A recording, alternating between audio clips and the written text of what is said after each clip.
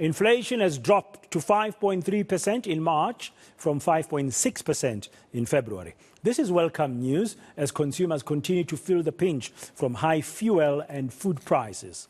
The main contributors were housing and utilities, goods and services, food and non-alcoholic beverages, and transport. Food inflation dropped from 6% in February to 4.9% in March. Though a possible interest rate decrease has been delayed by the Reserve Bank to the latter half of the year, this latest inflation print is encouraging. Meanwhile, education inflation, which is reassessed every March, is sitting at 6.3%. That's up from 5.7%.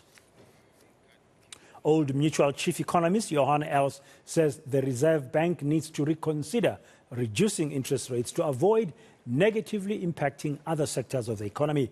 He was speaking during an interview earlier following the announcement of the inflation drop to 5.3% in March from 5.6% in February.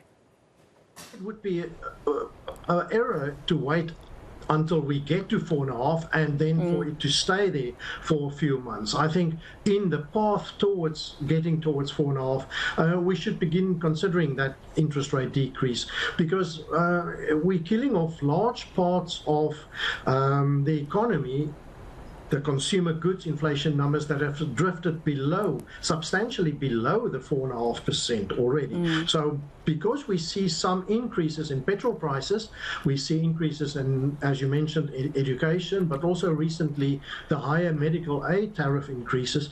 So significant cost increases in some parts of the basket keeps the overall headline inflation number high, but underlying that, there's substantial decreases. And actually, some of these cost increases are deflationary in nature.